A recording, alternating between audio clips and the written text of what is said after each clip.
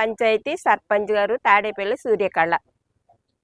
గత 4 సంవత్సరాలు అంటే వైఎస్ఆర్లో ఉండక నేను సర్పంచ్ అయ్యాను. అయితే 4 సంవత్సరాల వరకు అసలేమి నిధులు రాలేదు. ఎందుకంటే ఇప్పుడు నిధులు రాలేదని నేను ఎంత ఏడ్చాను ఆ భగవంతుడికి తెలియాలి.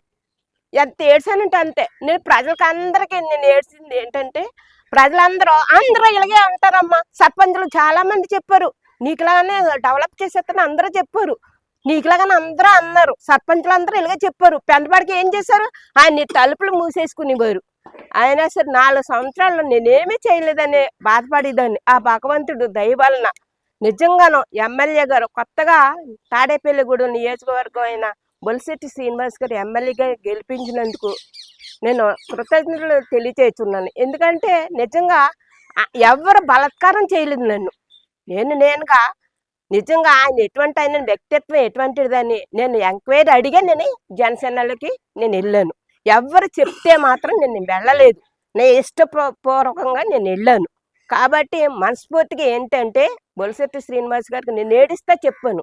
పెంటపాడులో మేజర్ పంచాయతీలో ఒక్క డ్రైనేజ్ కూడా వేయలేకపోయానండి. ప్రజలు ఎంతో బాధపడుతున్నారంటే ఆయన నేనున్నానమ్మా, నీకు నేనే ఇస్తాను డ్రైనేజీలో, నేను కట్టి పెడతాను, నీకెందుకు ఏడుస్తున్నావు నువ్వు అని అన్నారు ఆయన. అంత హామీతోటి నేను డ్రైనేజీలన్నీ పెంటపాడు డ్రైనేజీలను అవటానికి కారణం బొలిశెట్టి శ్రీనివాస్ గారు ఎమ్మెల్యే గారు అటువంటి ఆయనే నిజంగా డ్రైనేజీలకి నిధులు ఇప్పించారు. నిధులు ఎవరి ద్వారానంటే మా సీఎం గారు ఉప సీఎం గారు ముఖ్యమంత్రి అయిన పవన్ కళ్యాణ్ గారి ద్వారా ఆయన వెళ్ళి అడిగితే నిధులు పంపించారు. ఒక్క నిధి కూడా 4 సంవత్సరాలు ఒక్క నిధి కూడా పాస్బుక్లో లేదు. కాబట్టి నిజంగా ఆయనకి చెప్పుకోవాల్సిన కృతజ్ఞతలు అసలు రుణం తీర్చుకోలేమన్నమాట. అంత డ్రైనేజీలు పెంటబడి అంత వరస్ట్గా ఉండి అంటే అంత వరస్ట్గా ఉండి ఇప్పుడు మాత్రం డ్రైనేజీలు అన్నీ ఆయన ద్వారానే కట్టించారు. కాబట్టి ఆయనకు కృతజ్ఞతరాలే అయినాను. అందుకు గ్రామ ప్రజలందరూ సంతోషిస్తున్నారు, పలానా సర్పంచ్ గారు చేయించారని అందరూ సంతోషిస్తున్నారు. కాబట్టి ధన్యవాదాలు తెలుపుతూ సెలవు తీసుకుంటాను.